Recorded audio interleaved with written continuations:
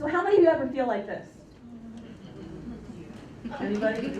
Overwhelmed, right? You've got all these things to juggle.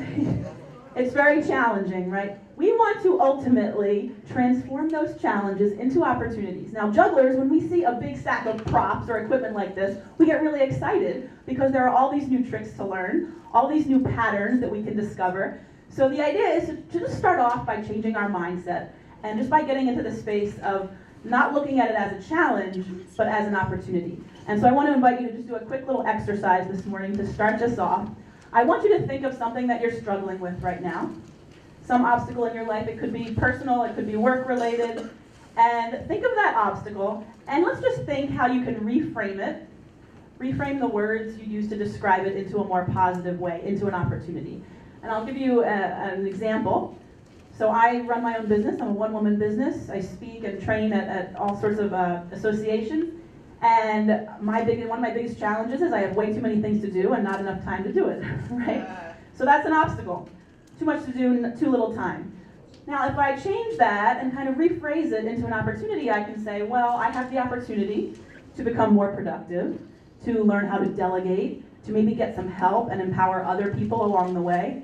So you see, just by kind of shifting how you look at something in your life, it can really be more empowering. So just take a second and kind of reflect on that in your own life. And if you can add in a why, so once you kind of reframe that, why are you doing what you're doing? So that I have more time with my family, I can empower and inspire other people. When you can really tap into why you're doing what you're doing and what that mission is, then that really can help you to push yourself through those challenging times. So I've got my why right here. I don't know if you noticed, but I've got my first little one on the way.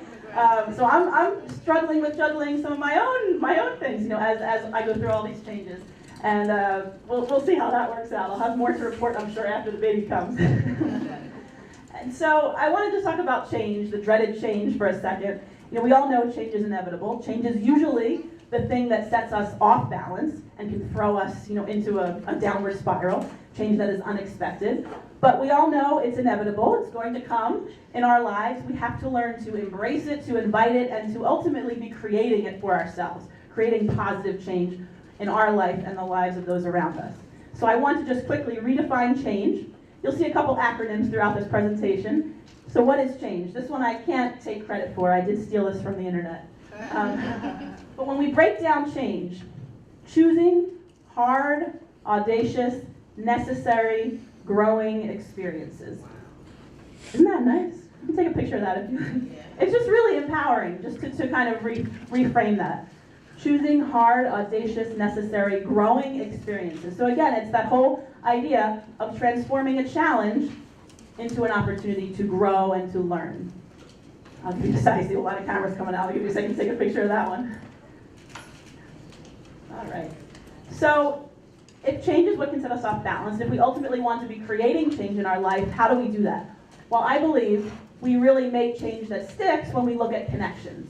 Connecting with others, that's why you're here today, to connect with other empowering and inspiring women. Connecting the different pieces of your life.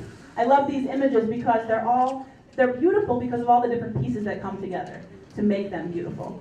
And so if we can look at the different pieces of our life, our personal life, again, our social life, our work, our family life, our community, how can we find creative connections between all of those areas to ultimately feel more fulfilled and more balanced? And we'll talk a little bit more about that.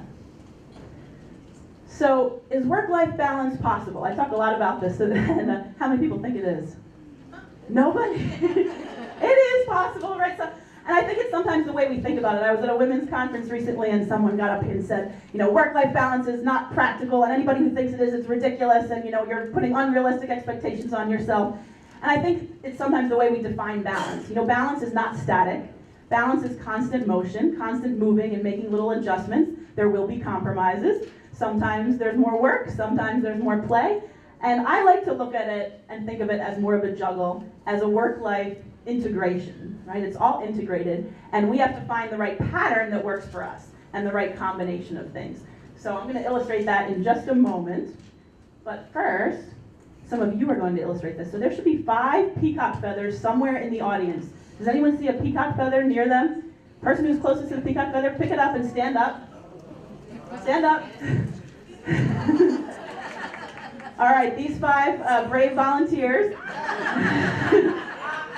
are going to experience, oh, we have a bench one here, let's trade, sorry about that, are going to experience balance. So now, if balance is constant motion, what I'd like you to do is take your hand, you're going to place the feather on the palm of your hand, you're going to look up to the top, and you're going to gently move your hand underneath the feather to see if you can keep it balanced, keep it nice and straight. It may not work at first, but you'll start to get the feel for it. And the point here is, you have to, there we go, they're getting it. The point here is, take a look at them, good photo opportunity again. The point here is, you have to be both focused and flexible. So if you're focused on the top of the feather, and you don't move your hand to make little adjustments, you cannot maintain the balance. Conversely, if you look at the hand, you can't see where the feather's going, right? So you've got to know where to focus, and then you've got to make those little adjustments. So a lot of times we think, well, if I'm focused, I have to be super rigid and focused and stay this one path.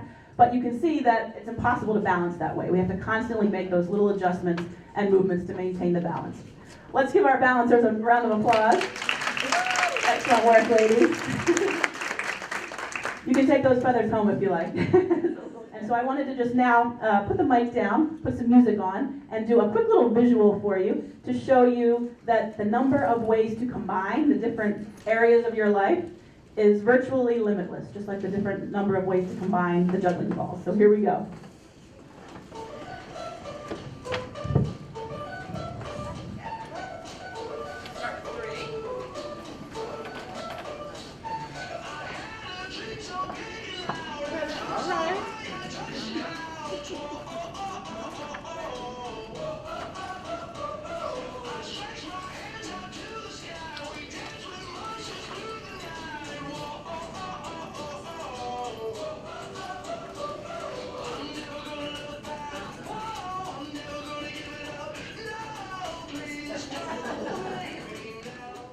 So we're going to move on to, I'm going to give you a quick little exercise.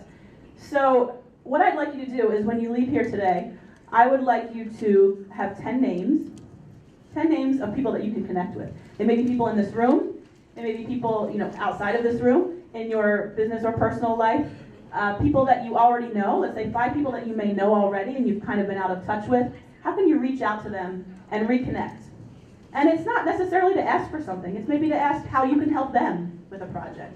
Just reconnecting with people in your life. And maybe 5 new connections, people that someone here may know that to connect you with. So really building that network, building those people around you is so important. So we're going to move on. We've got break it down, we've got ask for help, learn from the drops, right? This one is important. We all make mistakes, we all drop the ball. Don't freak out, pick it up, try it again, right? Jugglers know that dropping is part of the learning process, and if we can figure out why we dropped, why did the ball land all the way over there? Well, maybe I threw with a little too much force from this hand. Then you can modify and make an adjustment for the next attempt. So important in life to really look at those mistakes as just stepping stones to success, because because that's what they are. They're really a learning tool. This is a great quote from Michael Jordan's popular. You may have heard this one. Missing 9,000 shots in his career, losing almost 300 games, 26 times being trusted to take the game-winning shot and missing. That sounds like a failure. But the reason he's succeeded so much is because he's failed so many times over and over again. And I'll give you one more quote that I like a lot from author Daniel Pink. I'll give you a second to read that one.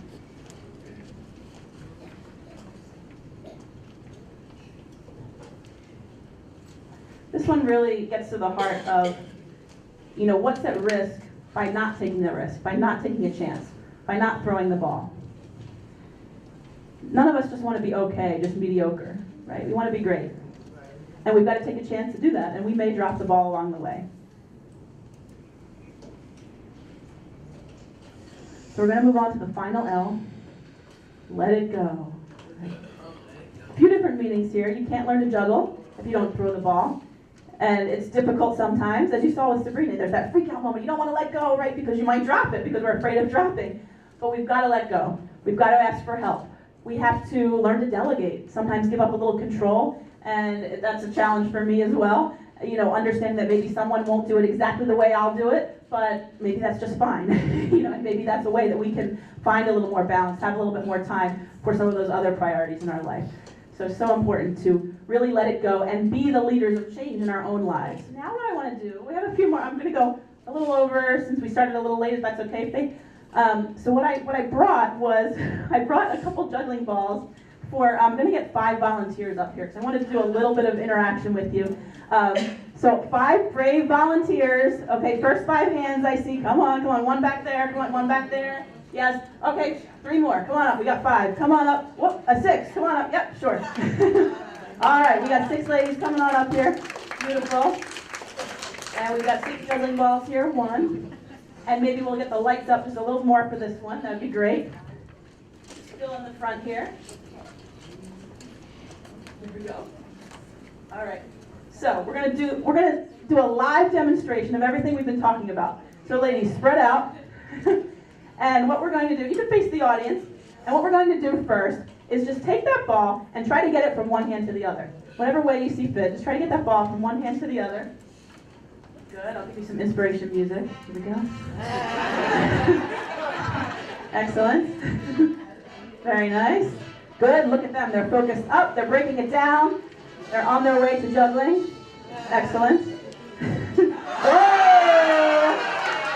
That was my next challenge. Find a new way. Find a new way to get that ball from one hand to the other. Try something else. Maybe under the leg. Maybe under the arm. We're thinking outside the box here. Look at them go. There we go. Nice. All right, now I'm going to give everybody one more juggling ball. Keep going with that. Hang on.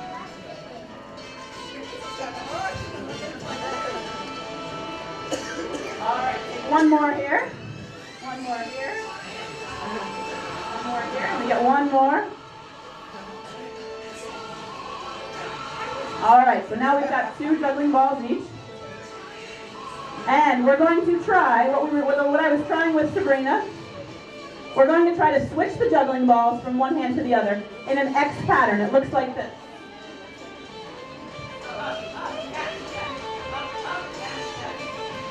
We're not making a circle. The circle is kind of cheating. I'm going to put this down for a second.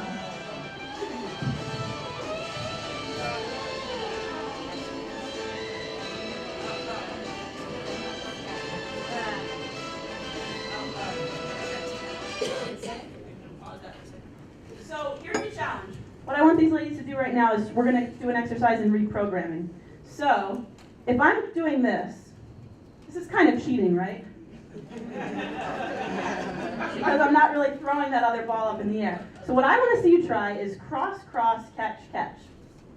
Cross, cross, catch, catch. 1, 2. So this requires a bit of reprogramming because our bodies are used to doing it the other way.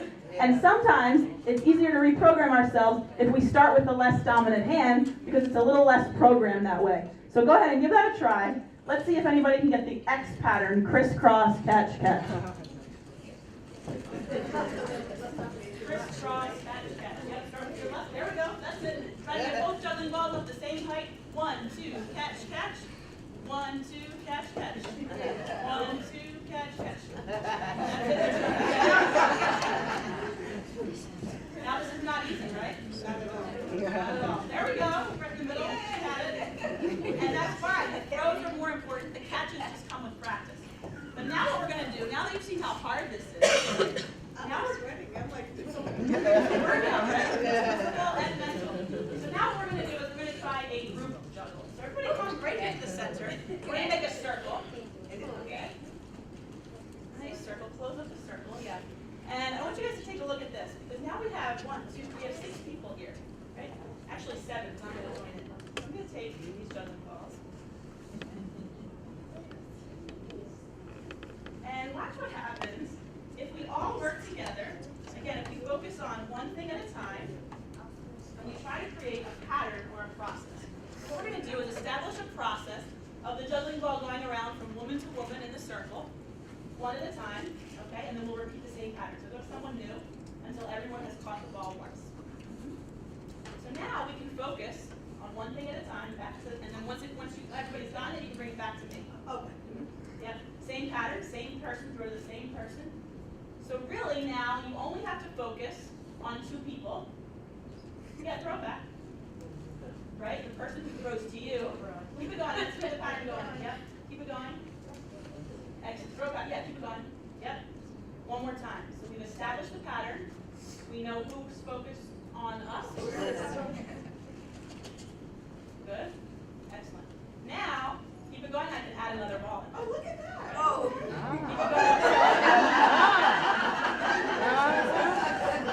Keep it going. Keep it going. So we're juggling 2 in a matter of seconds, right? There we go. Keep it going. Add another one in. All right, wait. Underhand throws, ladies. We're not trying to. All right, let's start. We can do this. We can do 3. I'm sorry. Focus on the person who throws to you, right? Because that's where the ball's coming from if you want to be ready. Good. Ladies and gentlemen. Ladies and ladies. Go ahead. Keep going. We've got 3 going, right? Oh, we got interference. Keep it going. We can do this. Good. Oh, pause. Oh, there we go. Pause. Reset. Keep going. All right, wait. Okay, one last time. We got this. Camera's ready. All right, deep breath in and out. Here we go. Another one's coming. Focus. Focus on that one. Sorry. There we go.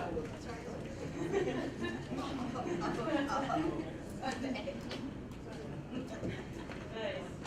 Get back in there. Beautiful. There we go. Okay.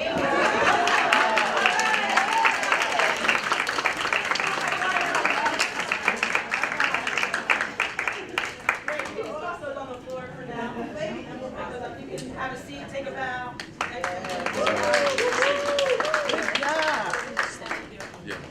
So the reason we do that one.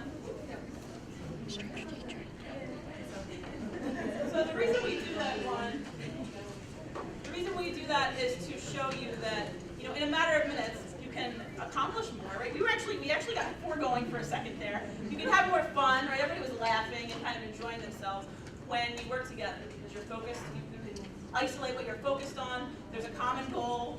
You know what you're trying to accomplish, and everyone can do their part. So you can see that working together really can make a difference. I want to just do a quick thank you to Faith for having me. So I want you to come out here.